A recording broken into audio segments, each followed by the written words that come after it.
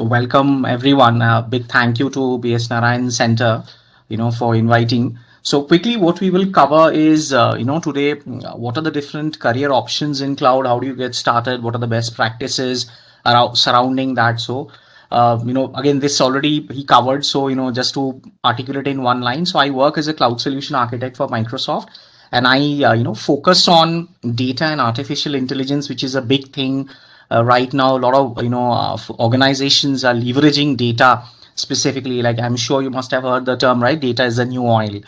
And X, of course, I worked with Oracle, and I've worked with all the clouds since inception. I have a lot of certifications, but then all of this has helped me also to be where I am today. So quickly to cover, like, I wanted to cover three essential points.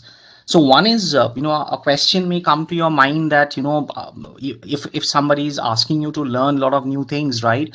So what's the impact of all these digital skills in a post-COVID scenario?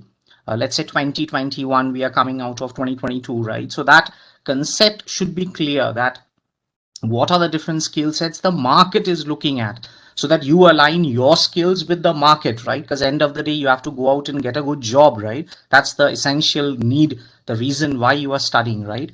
And second to then is, how do I align with the different career options on cloud? So I sat down and prepared a proper table, which I will cover, and we'll spend some time on that table, right? So that these career options are very clear to you post this particular call. So on weekends, when I often speak to a lot of people, they often have a very fuzzy logic kind of an idea on what the career options are. So that should be clear. So, and third is to how do you get started? So before we move to the different career options, one quick thing which I wanted to cover is that, I'm sure everybody on this call will agree, right? That whatever our life was, country was, economy was, the world global market was till 2020 March, what it was. And then when we emerged from a post-COVID era, right?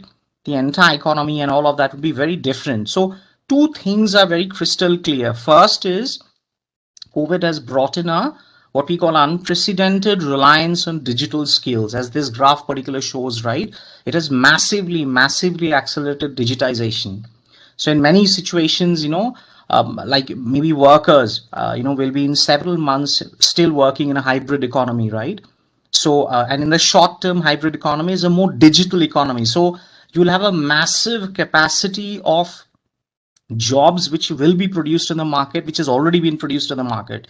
So let's say we did a kind of a analysis, and this was actually shared in one of the blogs on Microsoft as well, that what kind of opportunities will come. As you see, privacy and trust, cybersecurity, data analysis, cloud and data roles, and of course software development will always be there. It is like evergreen, right? So this concept should be very clear, that as the economic recovery does take place over the next, let's say, 1 or 2 years till 5 years, the global workforce will absorb massive, let's say, an average of, let's say, within this coming 3 to 5 years, 150 million new technology oriented jobs. So if I'm to articulate this all in one line, I would suggest that if you are studying IT right now, and your passion kind of is in IT, whatever the field is, that we will cover that in detail in the corresponding slides, this is the best time for you to enter the workforce. Not 5 years, not maybe 10 years down the line, but this is the best time. So this, not only I am saying, but the research in the market and the world, is saying, and that is very correctly articulated by this my very next slide, if you see on the screen. So what I did was, I sat for 5 minutes and took some random screenshots from the internet. And as you can see, this I kind of spent like not more than 5 minutes to take the top news. As you see, every company like boosting 100,000, they're talking about 40,000, they're talking about 52% growth, they're talking about from within a sector 1 year to the next year 163% hiring growth, right? So now the question that very pertinent to this is, what are these organizations hiring for? So this question should be coming to your mind, right? Like, so if an organization is hiring, right? So what are the different skill sets they are looking at, so that you can align your kind of passion, interest area, continued learning along those areas, and not only get employed, but also really grow from there. So that kind of takes me to the next slide, which kind of is, the key slide of our, webinar. So What I tried doing on this slide was capture, I mean, I have only captured 13, but there are of course more number of, let's say, maybe 20 such different possible career options on a public cloud. Now, having said that, when I say public cloud, I'm talking about, of course, Amazon Web Services, Microsoft Azure, and Google. Let's say the top three clouds. And because I kind of work in Microsoft, I'm very hands-on on Azure. Let's say I restrict my discussion only to Azure. So in Azure, let's say, a lot of customers are using, like globally, the world's top organizations use mid-market startups. Every organization you walk in, they will be using some product or the other of Microsoft. Now, how do you align, right, yourself? So what are the core skill sets and what are the career options which are available to you? That has to be crystal clear. So let's quickly go through from 1 to 13 and let me explain how they are correlated also. So very first point, if you want to quickly get onboarded to the cloud journey, the easiest path is to become a cloud admin. So what does an admin do? Basically, we call a cloud engineer or a cloud associate engineer. Some organizations call it a solutions engineer. Some could call it even a cloud admin. So basically, they configure, implement, and then manage all the resources within the Azure portal. They spin up the virtual machines, they install applications, they do just management of the different what we call resources on the public cloud. But of course, for that, as I have mapped also the core skills, you should know Windows pretty well. If you, again, mandatory, it's not, but again, a lot of companies would require you to know some form of Linux. If possible, if you can learn, or if you are passionate about, or if you have good, let's say, passion for learning programming languages, Python is something which you should kind of master and learn. It will really help you. And then, of course, if you're hands-on on Azure, right, it will really open up a lot of interview options where you can apply for a cloud admin and quickly get onboarded with a company and then scale your career from there. Having said that, so pertaining to all of these roles, Microsoft also has very specific what we call certifications.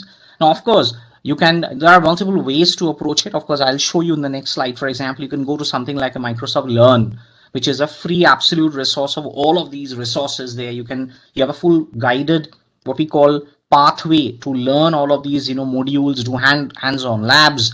You have sandbox environments where you don't need to pay anything, but you can, set up different tutorials, get hands-on knowledge, so that in an interview you can tell, what, I'm also hands-on on all these concepts. I know what are the different, differences between a VM and a serverless code. I know, for example, what the different kind of disks are.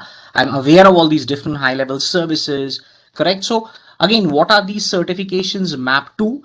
Like, for example, fundamental is you must get, that's an easy 900 we call it, that's Azure Fundamentals, very easy to clear.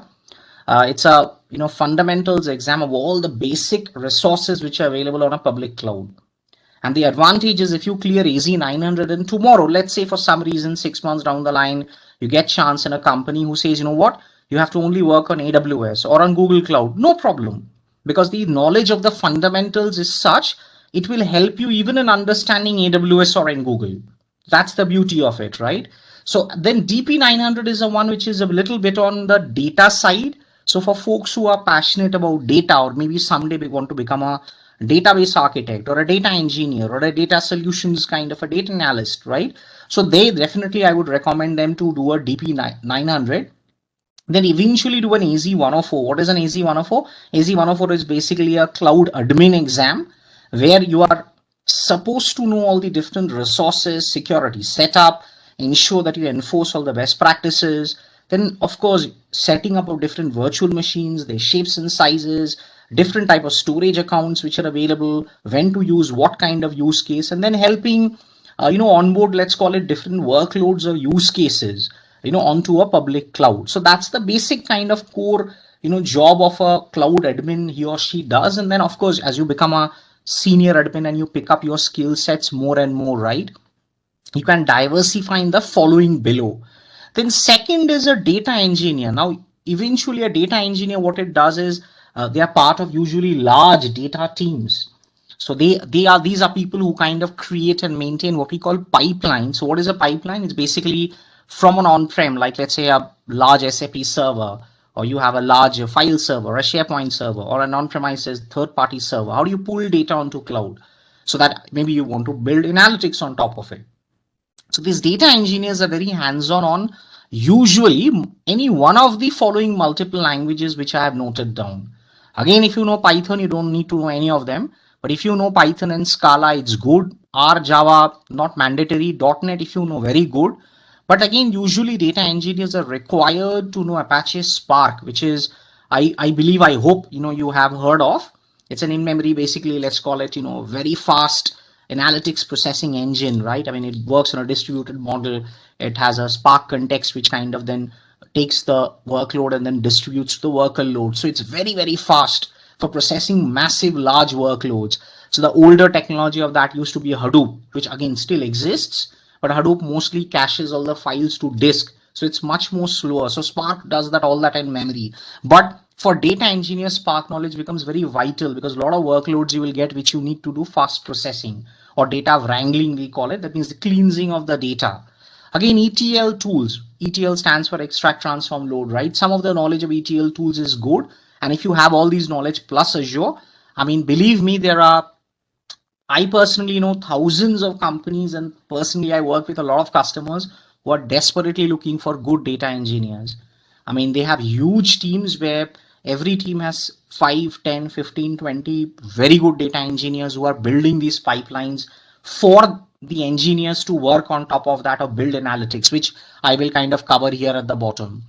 But then again, there's an excellent area. Sorry, instead of 3, it has become 4. But cloud developer, I mean, this is never going away. I mean, software development is gonna be there for life, right? So that's the single, largest share of the forecast, right? So it's definitely going to be there. So if you like, please do brush up your, problem learning, solving skills. Then again, in languages, if you know .NET or Java or Python, excellent. If you want to go and specialize in niche areas which require super fast execution, these two languages are also in massive demand right now. That is Go and Rust. Again, if you know Python, maybe not needed to know any of these because Python is such a deadly language. You can practically do everything with Python. But for niche, again, I mentioned niche skill set areas, a lot of Go and Rust you are seeing in a lot of demand. You will see I got some very good colleagues who are specializing in Go and Rust and really working on very complex data set oriented projects. End of the day, again, what does a cloud developer do? I mean, you are basically, building software, right? End of the day. So an excellent course exists called AZ204. You should check it out.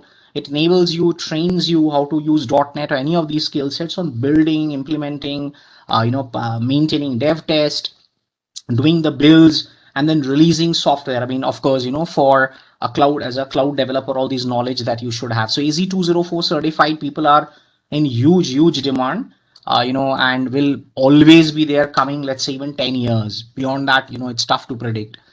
Now, again, very important, it becomes again, this rolls up into eventually cloud architect. So what does a cloud architect do? I mean, cloud architect is a person who kind of does solutioning on cloud. So every organization has at different levels, different cloud architects. This is one of the hottest roles to get into, right? But again, you should know different than solution patterns. And usually what is expected is, again, there are of course exceptions to the rule, but the expectation from large organizations will be you have hands-on knowledge across all of these what is shown on the screen. So you should know any one of the programming languages. You should have little bit of hands-on skills. You should also know solution patterns. That means, let's say a batch, let's call it data pipeline pattern or a streaming pipeline pattern or an IoT use case, or I'm just building a descriptive analytics or a predictive analytics. All of these use cases should be eventually known to a cloud architect.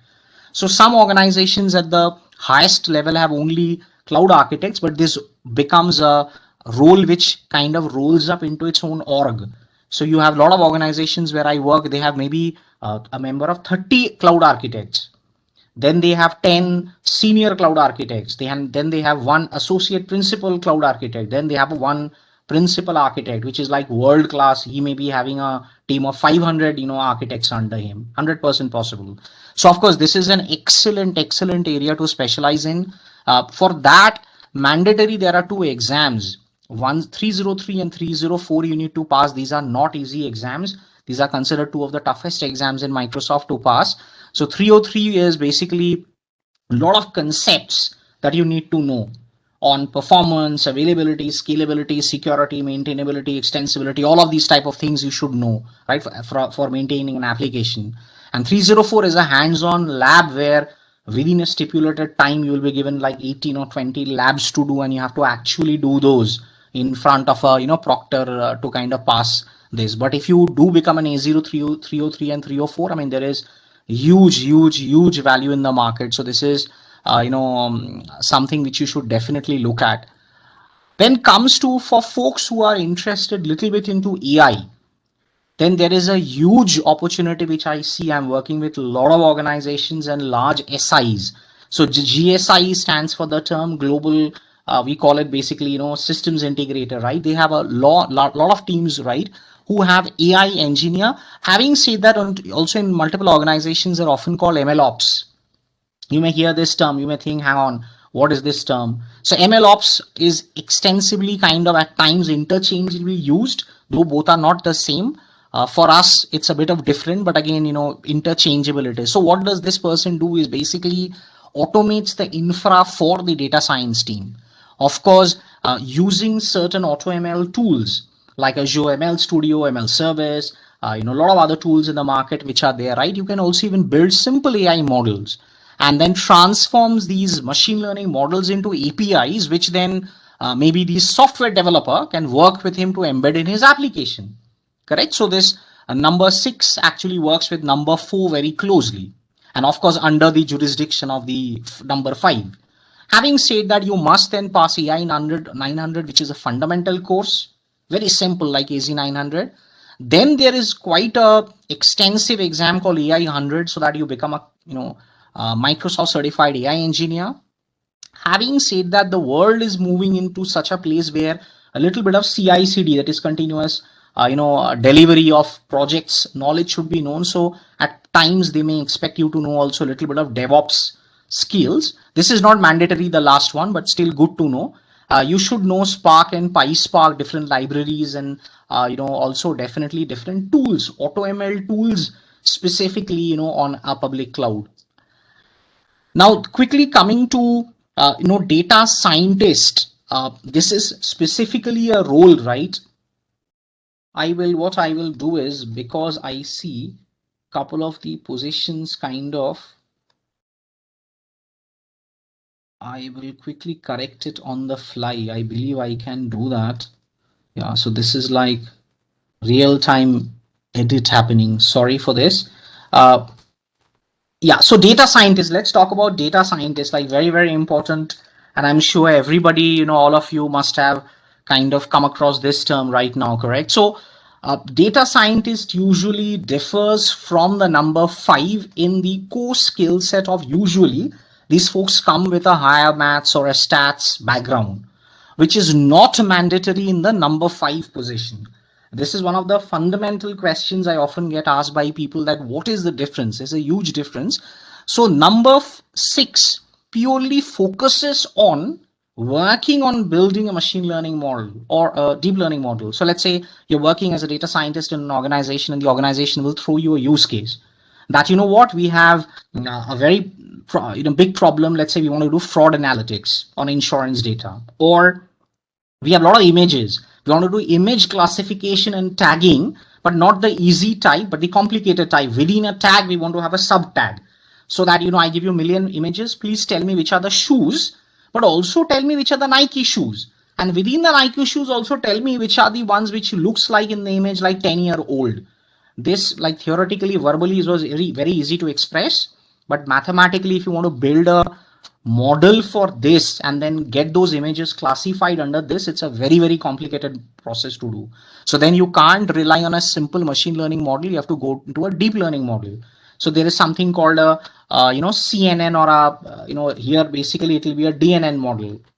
CNN basically stands for convolutional neural network, right? You need to build a neural network model for that, and then scan, basically define epochs on top of that. So this is a pure play modeling job. So day and night you would definitely work with the AI engineer, you would work with the architect to know where you would deploy. Because why? If you tell me what's the relation between 6 and 4, big kind of relation. Why? Because when you write a CNN model or a DNN model or a RCNN model, right, you need to train it. So that process is called inferencing. Now that on a CPU is very, very slow. You need GPUs for that. But then you may not have GPUs with you, right, on the cloud. So that infrastructure, usually the number 5 person or the number 4 can advise you with. So this 6 usually works very closely with 4 and 5 in the teams. Having said that, the focus is different. 4 focuses on the solutioning, 5 focuses on transforming these models and APIs into basically, and then working with number 3 to build the software. 6 kind of purely focuses on the building of the models, and then of course there's a certification around it called DP100, which definitely that person kind of works with. You should definitely check it out if you're passionate about this. You have to know stats and mandatory MATLAB as well. 7 comes as data analyst. Again, excellent career option on cloud. I mean, I believe every company I work with, everybody has a data analyst or multiple data analysts in teams. What does this person do? So every organization, again, the large ones have massive amounts of data. So when they build, let's call it, architectures on cloud, eventually you need someone or an individual or a team who would kind of interpret this data for analysis.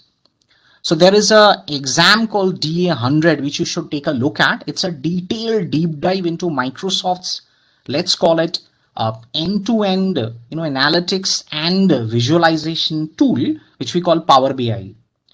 Now, having said that, but in Power BI, you need to write what we call DAX, basically. So if just to kind of take maybe one step back for folks, on the call who are aware of building like basically fact intervention tables, right? So if they're very complex in nature, in the classical world, when we had SQL Server analysis services, right? We used to build something called multidimensional models. So they basically require MDX. Those are the classical models, but they're very difficult to maintain and upgrade. So Power BI uses at the backend basically tabular models, which support a programming language called DAX.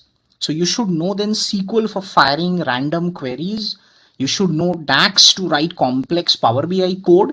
If you know also these two, not bad, because it will open up your career opportunities massively. Or you can just leave out everything and just deep dive into DAX and Power BI. I mean, there are enough opportunities for really excellent data analysts, which is kind of very important.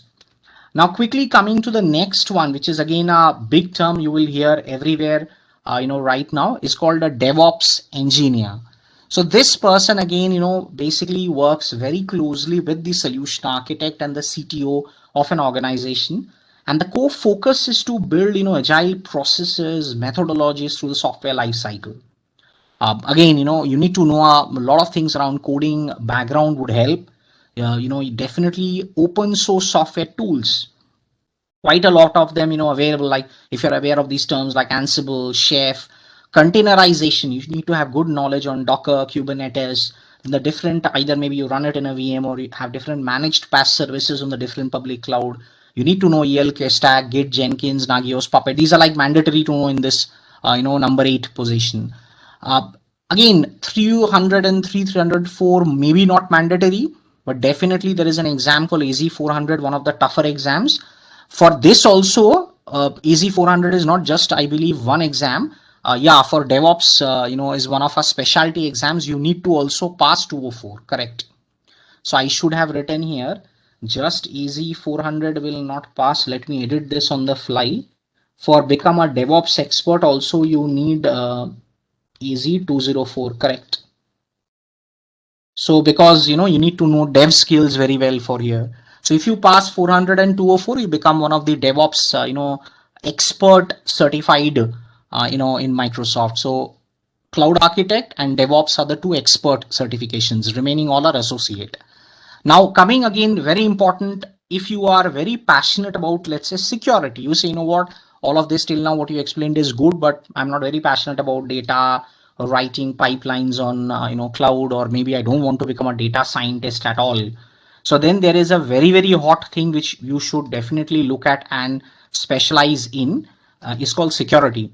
This is definitely not going away anytime soon. Rather, a lot of organizations are hiring. So what you do is basically You are the SME, what we call subject matter expert within the organization. You work very closely with the CIO, CTO, VPIT to implement different security controls within the organization. You will, ensure all the applications have correctly set up, all of the NSGs, network perimeter, firewall, security has been correctly put in place.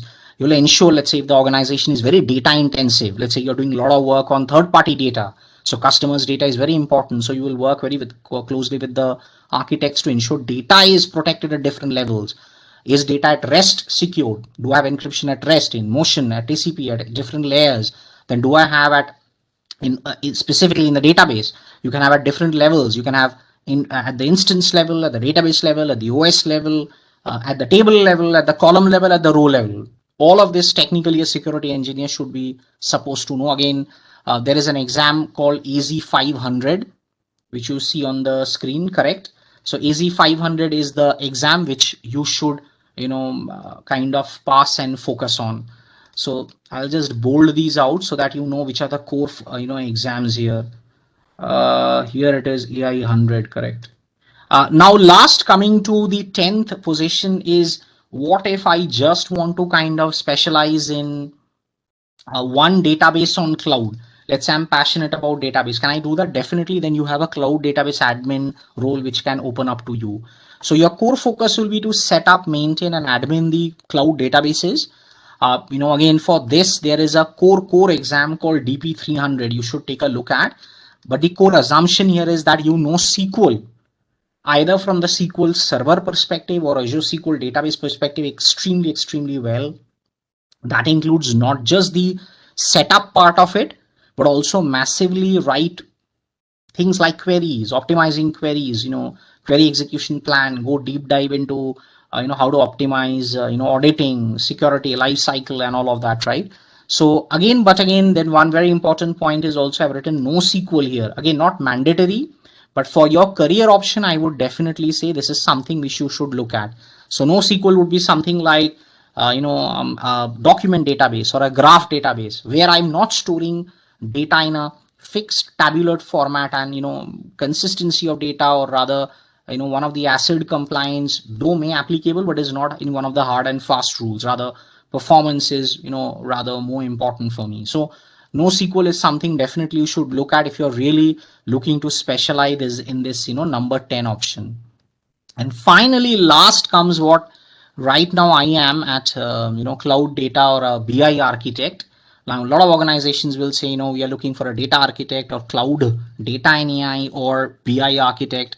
So this person basically then kind of builds high level and detailed blueprint of an organization and basically works with the CIO, CTO to do what we call digital transformations.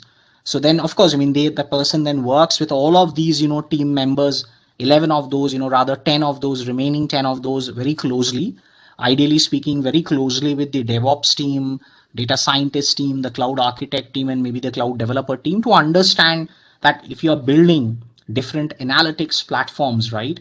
What kind of solution pattern should be used? How should data integrity happen? How does ACID compliance of databases being taken into consideration? Do you have the need for a local kind of availability or high scalability, or are you building an application maybe for global scale, which will take off tomorrow? And so are you looking at vertical scaling of a database option, or is horizontal partitioning something to look at? So this person kind of deep dives into those things, and then of course builds a lot of analytics use cases. Analytics, though it looks like a simple word here, but it's massive in nature because you have different type of analytics. You can have batch processing, you can have streaming, you have real time, you have interactive, you have clickstream, you have IoT, you have like n number of analytics use cases, right? So pretty complex, but again, then this is a very interesting area to specialize in, massively in demand. So just 1 to 11 are the core career options. Of course, you have many more, but I kind of restrict usually these as at a high level so that you can pick and choose and then kind of specialize and move up the career. So most of the orgs I work with or customers I work with, they have a combination of practically all of these roles in their big large teams.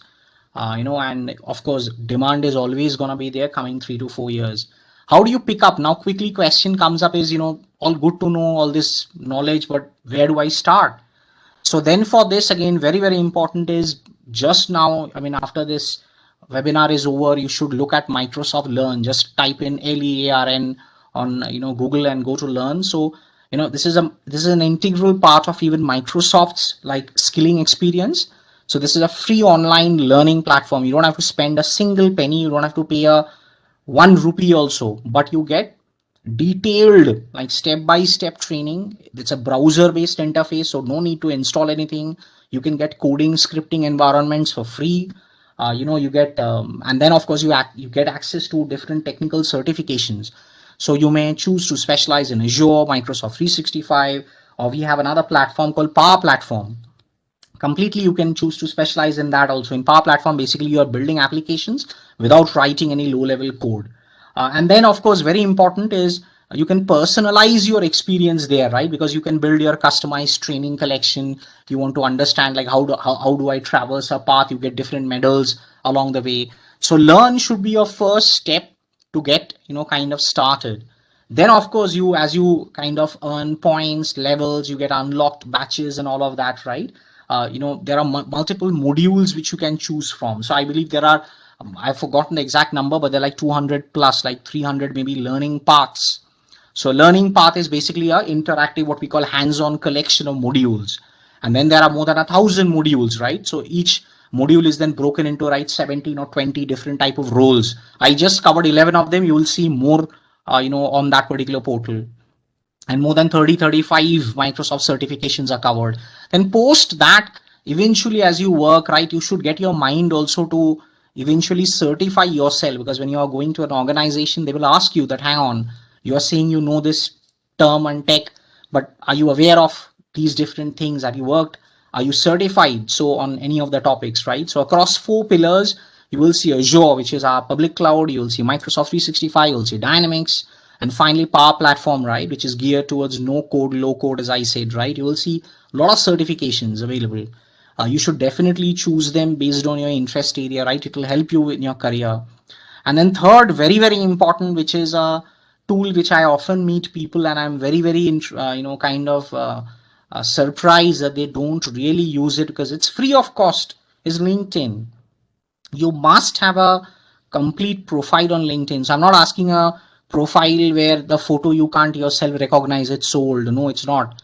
I mean, companies really seriously, consider LinkedIn for job, offers and opportunities. So you should have a fully filled in LinkedIn profile. You should follow the correct people. You should build up good networking. You should, there are thousands and thousands of webinars, free webinars. You don't have to pay a single penny on different technologies. Like I didn't cover today because of brevity of time, but massive amount of even webinars on complex data transformations, AI, data science, specific skill sets around data science, then IoT. I didn't cover today IoT, which is a huge, huge area, topic area of specialization, right? With thousands and thousands of job opportunities. Other people are not there. You will find these webinars happening free of cost on LinkedIn. So people, write posts, write blog posts. So you should invest time to build your own personal, brand also. So this is something which you should definitely use because you get a lot of very good job opportunities and hiring information, for your career option on LinkedIn. So this is, so this is basically what I wanted to cover. And this is the end of my presentation. So I'll open it up for question and answers, please.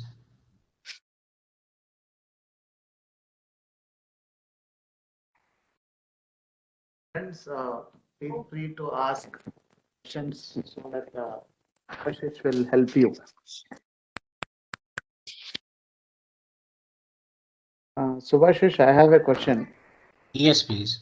What motivates you to do many certifications? See, it's a combination of like two things. It's like basically being able to first of all if you kind of articulate right. One is your growth mindset, which is very important, because if you're working in front of customers, or you're having CXO level conversations, right? I mean, the basic expectation of that other person is when you're representing an organization, right, that you are yourself well conversed in that technology. So how is the best way to do it, right? I take up a learning module, I take up a course, kind of, go through all the learning modules, train myself, then always get certified.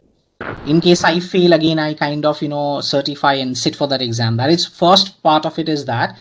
And second is also very important, which has played a role in my career is the job opportunities. I am currently 2 years in Microsoft, before that 3 years in Oracle, but I had started somewhere 15 years back, 10 years. I've struggled a lot, right? So at that time, still, I was very passionate. I did Red Hat Linux training. It was the first training in India which I underwent through back in Kolkata. I mean, it was like there was no one in the class, only 5 people sitting. Nobody had heard of Linux. I mean, forget about even Red Hat Linux, right? But I still enrolled. I learned that had massively helped me in my career in the later jumps. So it's a combination of all actually, so that I have my own growth mindset. Organization of course demands it, because if you join an organization, a big one, they will of course expect you to do continuous learning, because if you yourself don't know, you're not certified, how will you advise people? And third is of course growth opportunities in life, right? You have to grow. That's the fundamental, right? I mean, if you plant a small plant in a pot, you will see that it grows, right? I mean, that's how life is. You can't get stagnated in technology. In cloud, to definitely not. One more thing, suppose as a fresher, can you suggest me if you do this certification, there is more opportunities, there are more opportunities. Yeah. So I will suggest. See, if I leave out, hang on. So let me edit this in real time. It will be easy. So see, I speak to a lot of folks, right, who are joining or starting out, and they, let's say, I will kind of and just want to get started in a career because the remainings require a lot of work. But if I become a basic cloud admin and I clear this 900 DP900 and AZ 104, I become a basic cloud developer 204. I know one of these languages very well. And a data analyst, the requirements are not very high, but you can quickly stand apart and get a lot of interviews in job roles and then scale up from there. But data scientist, for example, is not easy because you need to know the basic math stats background. AI engineer, again, you need to know a lot of things. Cloud architect, maybe a little bit later on, because 303, 304 requires a lot of fundamental knowledge. DevOps, definitely not. Security, maybe later on. Cloud architect, BI, I'll leave out completely at the end. But to start with, these three red in color should be something which you should focus on. I mean, 104 is fundamental. The first one, you know, this one 100% in yellow, this should be definitely doable by folks.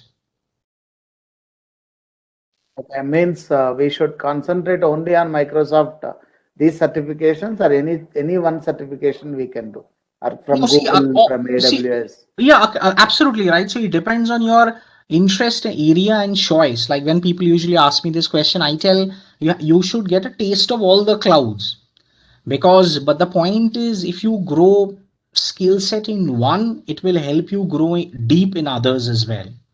Because identically, the different services are very similar. They are named differently. What we call, Azure Data Storage Gen 2, basically such a long name. In Amazon, if you go, it's called S3. But there's no fundamental no difference. It's basically both are object storage. Same are, Cosmos DB is our NoSQL. They have a similar name for a NoSQL database. Same, Google has the same. So if your fundamentals on one cloud is clear, it's very easy to pick up the other cloud. But you can't do one thing which often I've seen people do, that is get stretched so much that I'm studying both Azure, I'm studying AWS, I'm studying Google, yet I'm end up after 6 months not learning any of them. That should not be done. You should go deep in one and take the breath in others. Okay. So as a fresher, for example, I can go with AZ900, AZ104. So it helps me to get job, right? Yeah, absolutely. I mean, see, again, depends on your own, of course, skill set and interest area of how much you can pick up. But a lot of organizations hire specifically people only if you know Python. Why? Because they can train you and make data engineers. There are a lot of partners of SIs, large organizations also, right? Maybe it would not be correct to name them, but they specifically hire a lot of freshers who only know out of this full skill set. So many things is written here. Just if you know Python very well. Why? Because I can train that person to become a data engineer. I can maybe scale him up later to become a cloud developer. Or I will give him all of the tools, the knowledge here and make him an ML ops, because here all I need is in this particular PySpark also auto ML. So all I need to do is basically train the person on this. How do I code in PySpark? Technically in one of the IDEs, right? Integrated Development Environment, using what? Python. So Python, as you see, is a fundamental across all. But you have to know at least one thing very well, right? I mean, that's the core. Okay, students, any questions from your end? Hello, sir. I'm Ritvik here. Hey, hi, Ritvik. Yeah, sir. Actually, it's not more of a clarification I want. Sir, my goal, I'm passionate about becoming a data scientist. Okay. Not only maths, even I should understand how SQL works, how API works, how data is required, sir, for being a data scientist.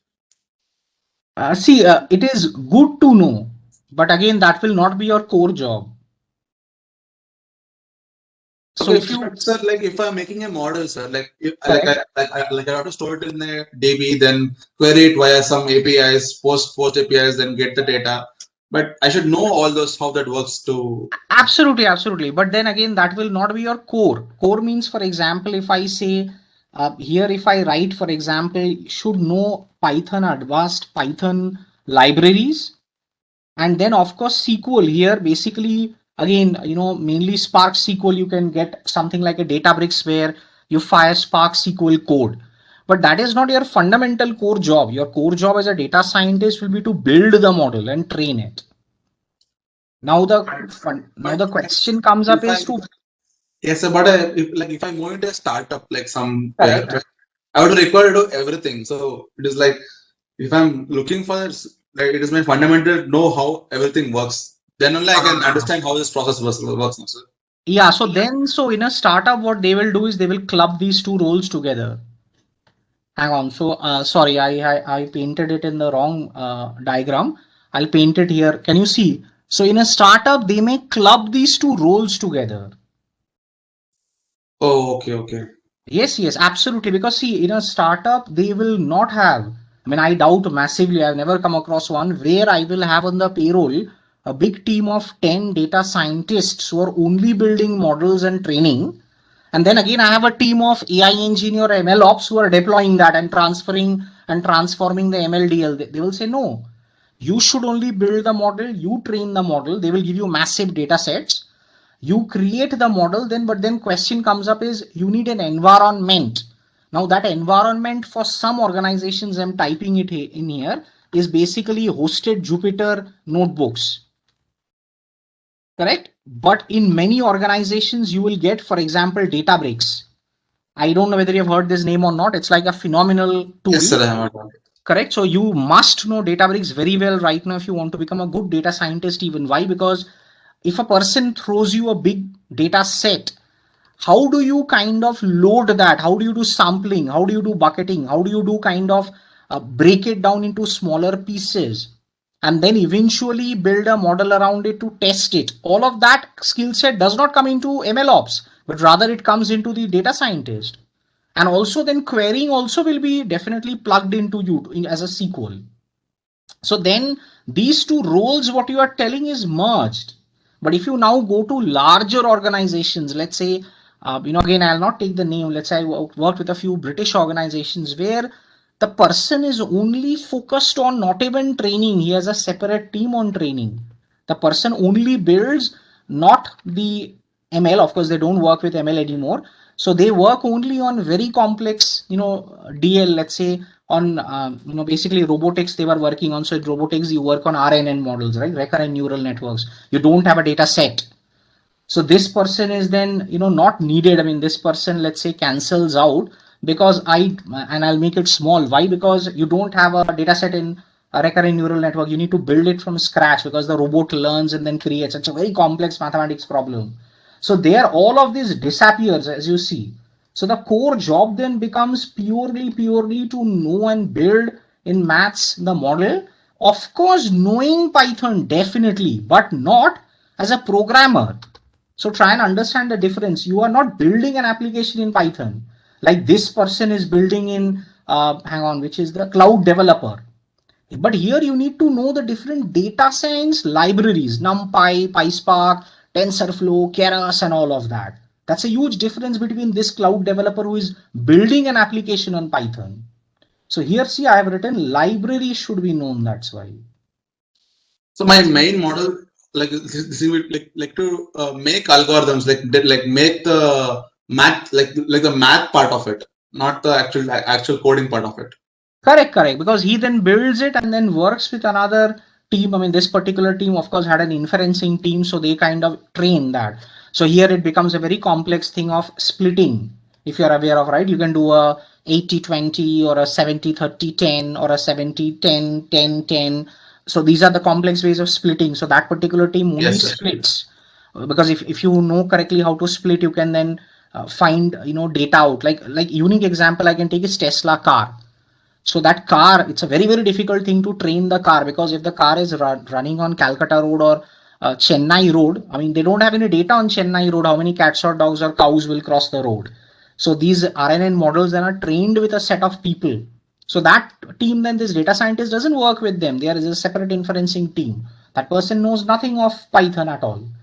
But if you are working in a mid layer or a startup, then definitely this full, let's call these blue things, blue or yellow things right now, what I did now will be plugged. So you should definitely know then SQL. Otherwise, how will you fire the queries, right? You should know Spark, you should know PySpark, you should know a few AutoML. Why? Because where you don't need to do inferencing, forget about, and let's say the client will tell you, I don't need any DL.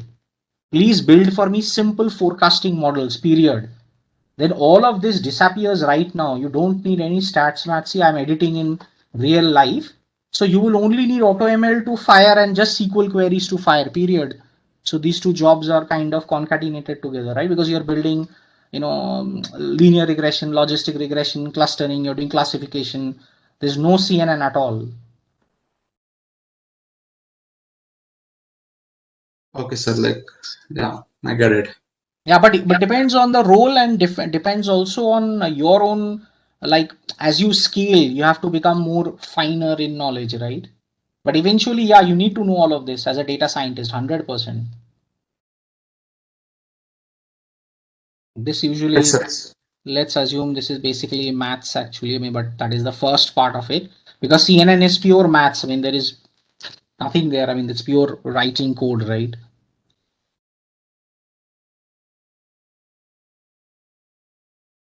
Any questions, friends? I have another question, Subhashish. Yes, please. Now there are different roles in the industry: software engineer, tester, designers, like that, right?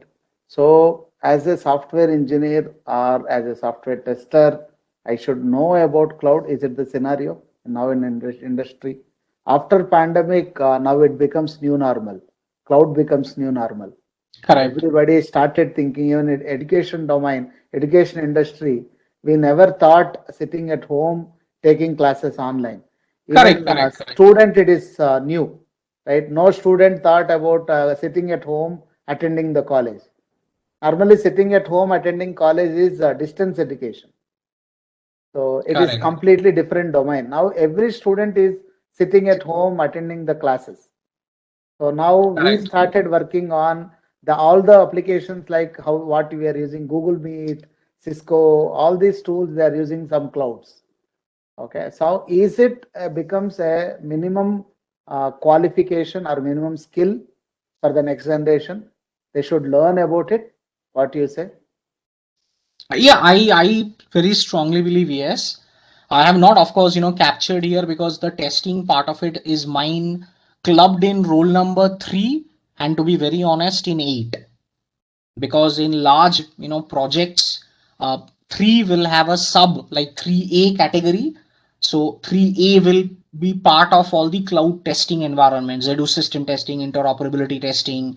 Then there is performance testing, which is fundamental. So I work with a lot of teams. Often their cloud developer team only does the all of this right now what I mentioned. System interoperability, performance, availability, multi-tenancy, security, the hundreds of times. So when I say build software, all of this automatically comes into cloud testing. But then what it has changed into, which I recently spoke to, and I spoke to a lot of people recently, is that manual way of testing will go away definitely, 100% of it.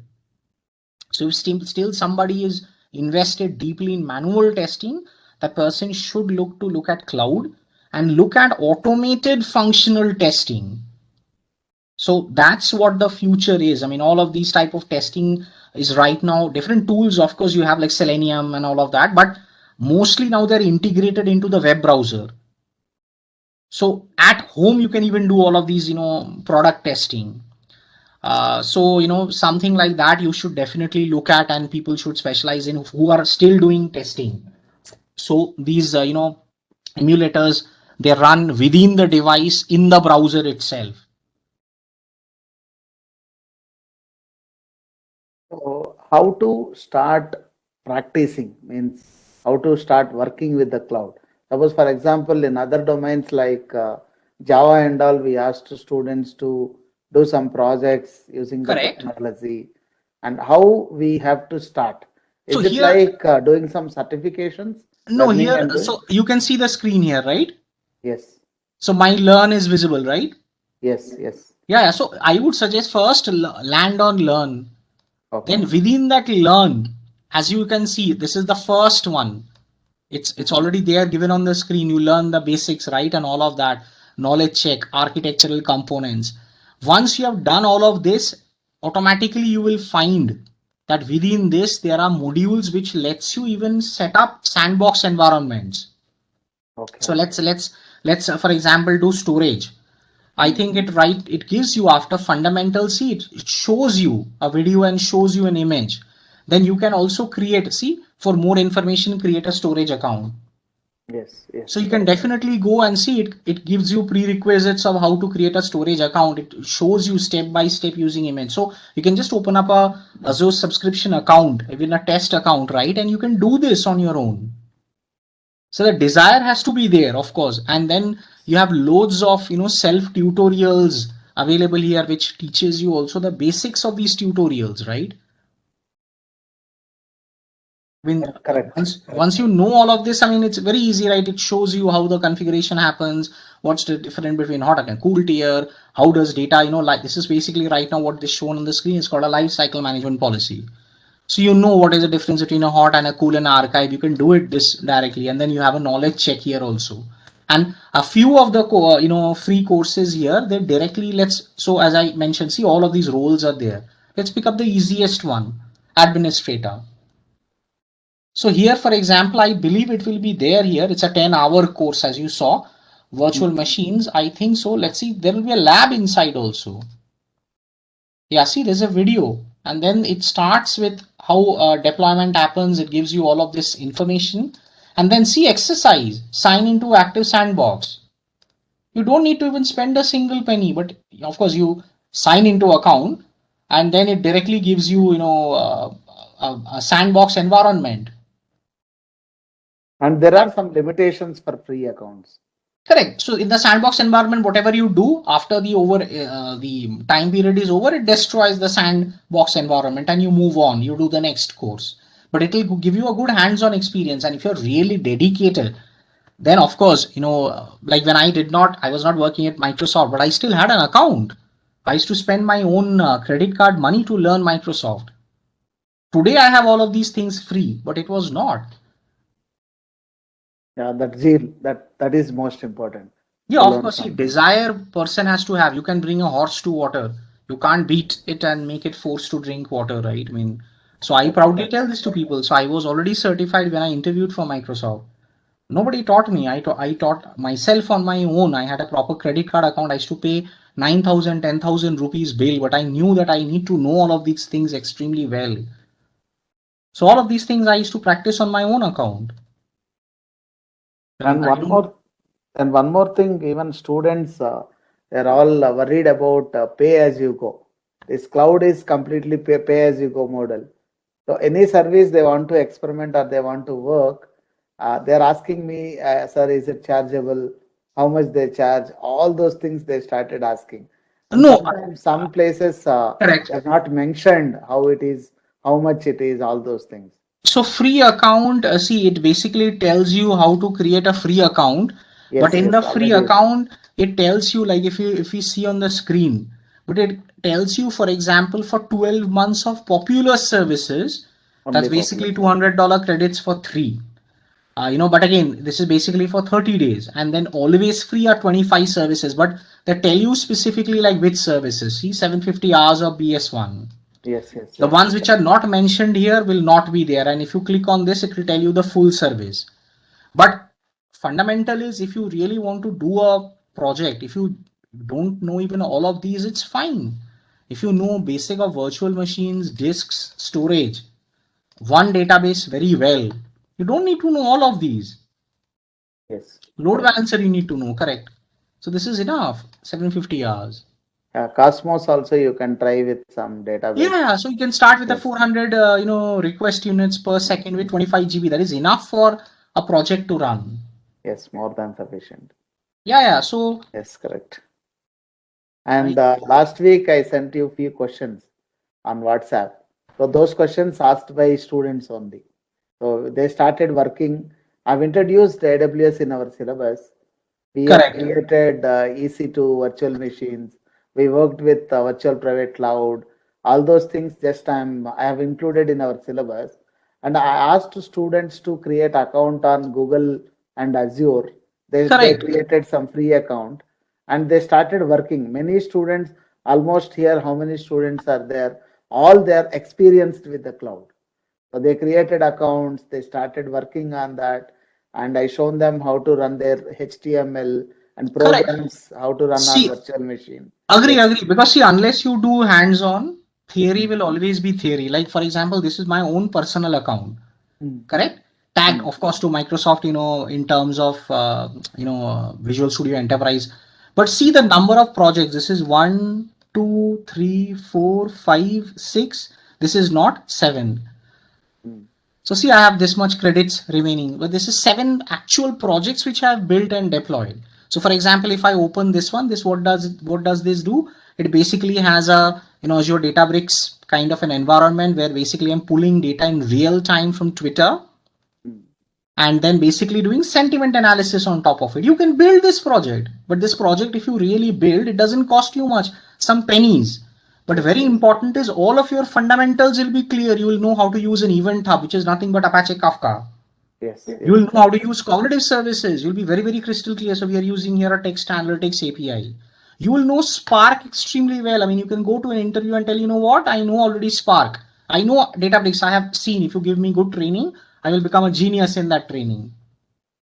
So see here, for example, I'm sending tweets. This is written in Scala. This code is 100% available, but I have plugged in, of course, all of these, keys from my own environment. And see, it basically, captures from the Twitter all of this feed. Then it basically does some basic massaging and then kind of sends it to another notebook. What it does is then it cuts all of these tweets. And this is, see, real life in real runtime. I have ran this, and then it basically does a text analytics API call. So I will show you which one. So this is the one.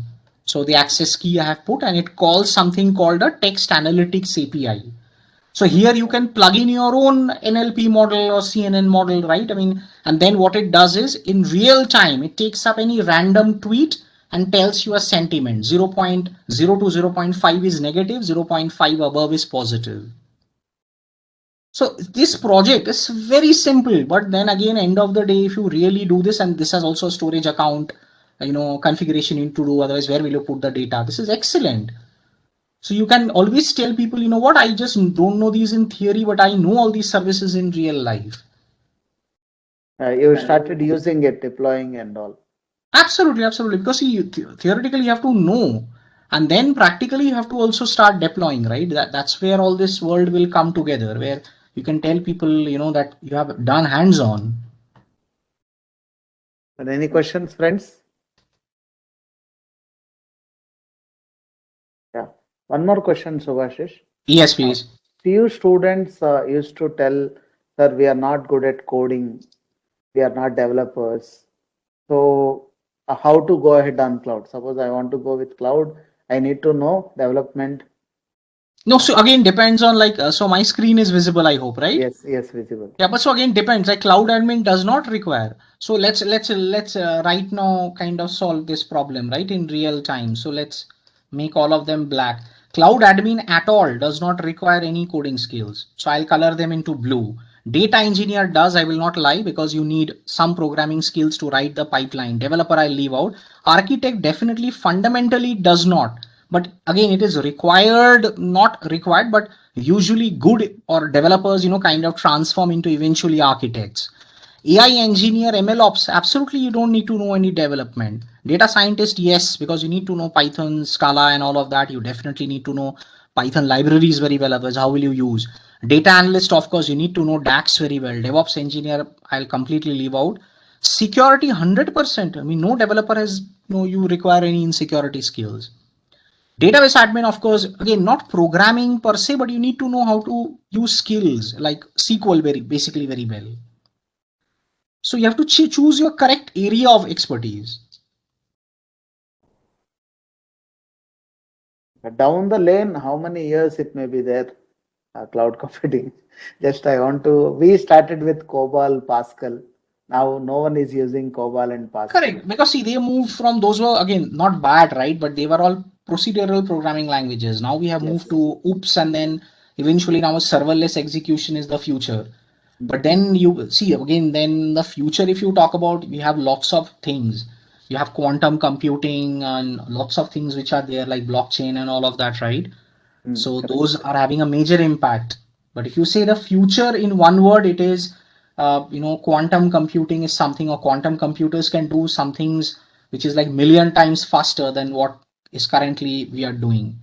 So if I kind of, make it smaller, so one only more I have to write, then it would be definitely, quantum computing here. So that would be the final frontier, but this is pretty tough to do because this is pure mathematics and logic. This is like in a skill set, more than maths, you should know mathematics and logic very well. Okay. So, you know Satyan, right? Satyan Kumar on LinkedIn. Oh, yes, absolutely. Yeah, we collaborated with Satyan Kumar. So he is going to help us to introduce the course on quantum next year. So Correct. That would be great, actually. Yeah, he is going to interact with our students on 24th of this month. His session is also there. Great. So definitely, if you can introduce, but again, then at what level you have to be very careful, because being able to find a job, that is very important in the market, right? That is something which is very, very fundamental. So these are right now there, but quantum will still take time, for quantum computers to, basically become a, field of information science. Right now, it's a subfield. What about Kubernetes and DevOps, Subhashish? That is definitely there, 100%. And here again, because of brevity of time, we did not go through this. It itself is a 1 hour discussion, because if you are really very good at this, there are not only job opportunities, but you can then finally specialize in, right? In OSS tools, though I have written, you can do something which, again, I have a few colleagues of mine who are specializing in. So they are not DevOps anymore, but they are DevSecOps. SME. So you have large organizations who hire folks who are already DevOps, SME, subject matter expert, but they're securing the different CI/CD pipelines, and they're doing security of the DevOps. So this is a deep specialization. I mean, a person who is working only on 8 really doesn't need to know anything. I mean, you can only specialize in 8 and spend the rest of your life, because you can do DevSecOps. Then you can do only Kubernetes in an aspect of it, but then you can go deep into AKS. You can go complete, maybe, functions, and specialize. Then you can help organizations transform, non-containerized code to containerized applications. So this is a big, big, big area of specialization, right? I mean, this is an endless opportunity. Okay. And what about internship opportunities to students from Microsoft? Yes, that is directly listed itself only in the portal. I'll tell you, show you where to go.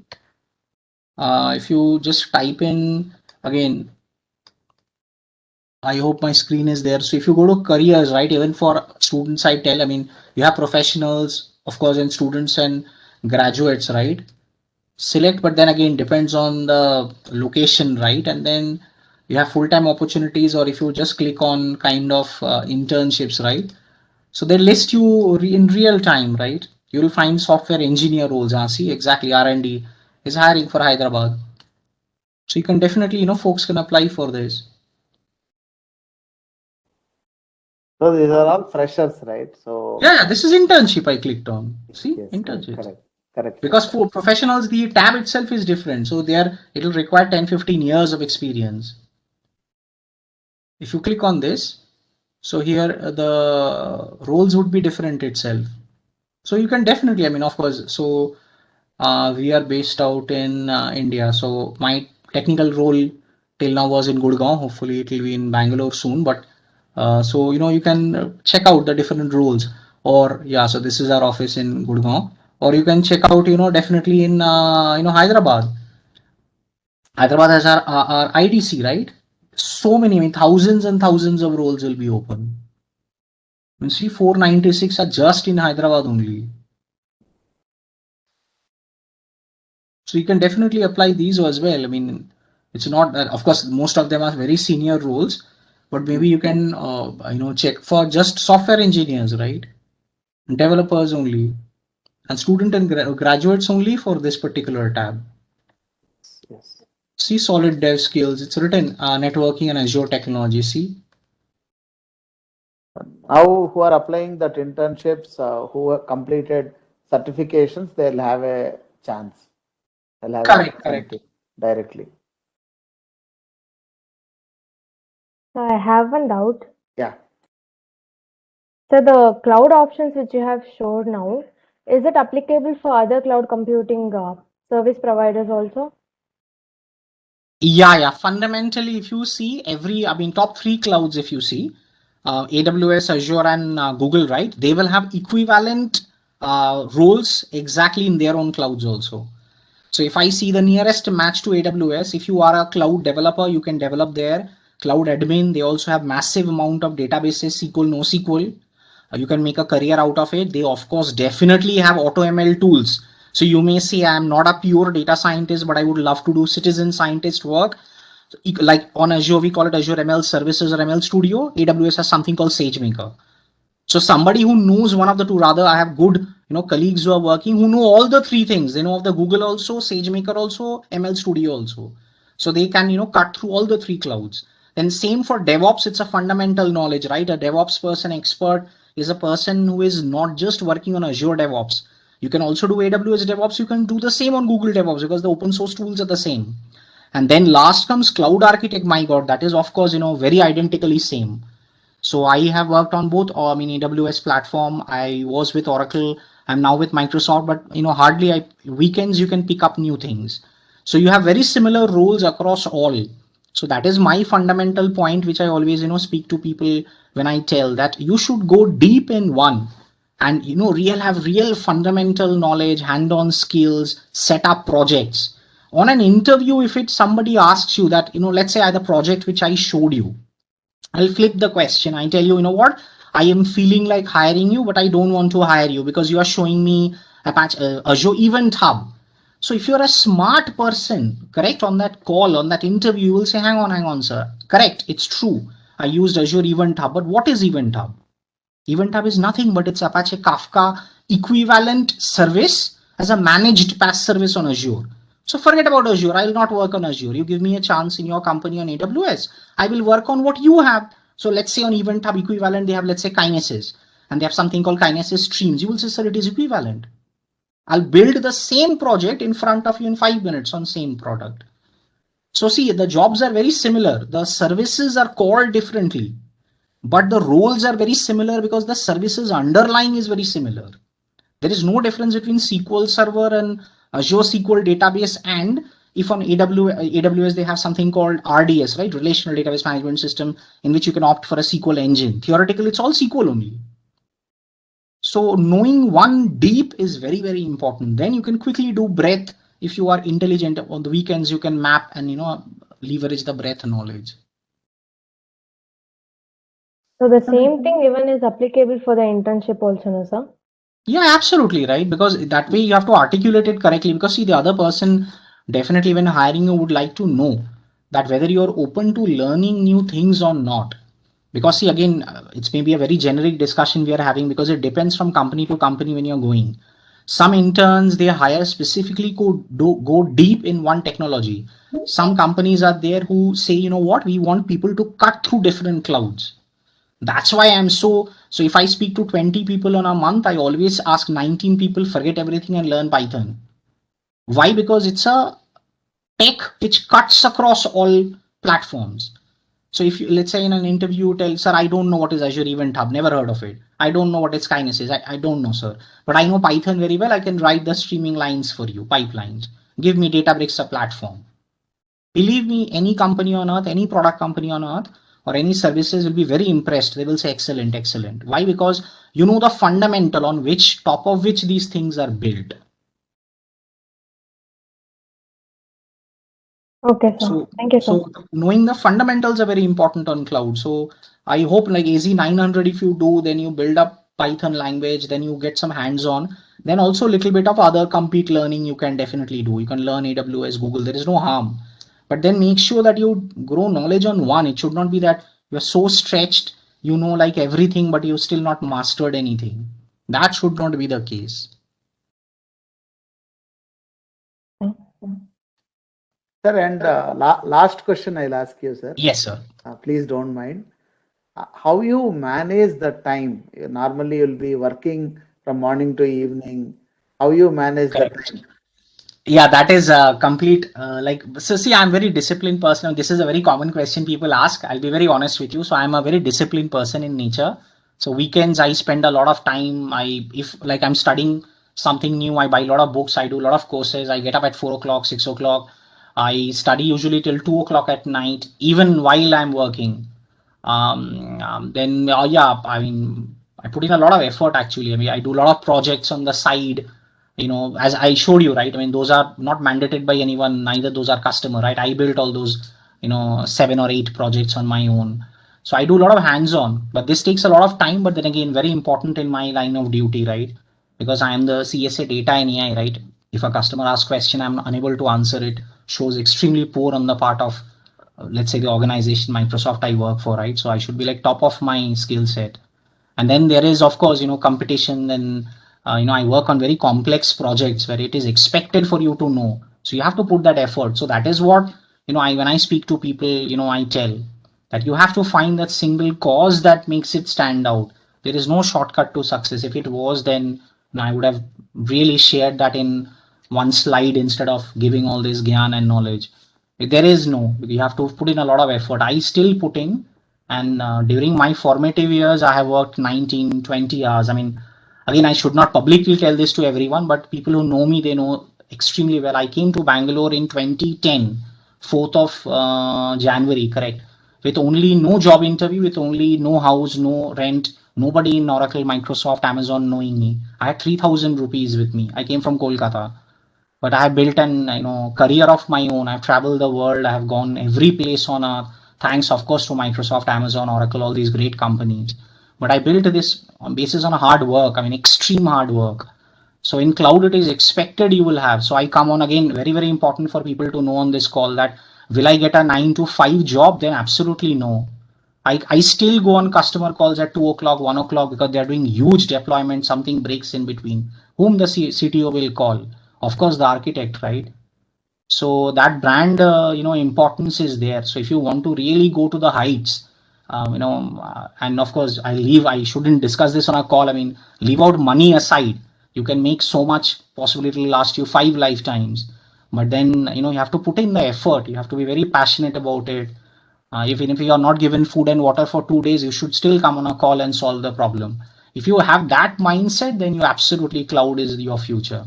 But that is what is important. Recently, I'm listening to one video by one Swamiji. He started telling about the cause of miseries of humankind is ignorance. Correct. Adhyana. The only solution is knowledge. Absolutely, absolutely. The Right. ignorance has to be dispelled by knowledge. So, No, but knowledge is one part of it. But on cloud, you have to also kind of put in a lot of effort to, let's be honest about it, to update that knowledge, which today maybe, I don't have time, so cannot cover. But like right now, whatever I covered today, right, whatever we spoke about, 6 months or 1 year down the line, this all will be changed because things change so fast. What I worked on cloud architecture on Azure 4 years back, if I bring out those architectures, all of them are wrong. People will laugh. 3 years back, they have all changed. 2 years back, they have all changed because cloud changes so much. So you have to put in a lot of effort. It is not civil engineering. It is not mechanical. It is definitely not like I become a dentist and the same medicine I can put and the same operation I'll do. No, cloud is not like that. Like in DevOps, things have changed so much, right? So people have to put in a lot of effort. I mean, that you have to really, think about. yes, you cannot have the attitude of I know, I understood at all. All I understood, I know all.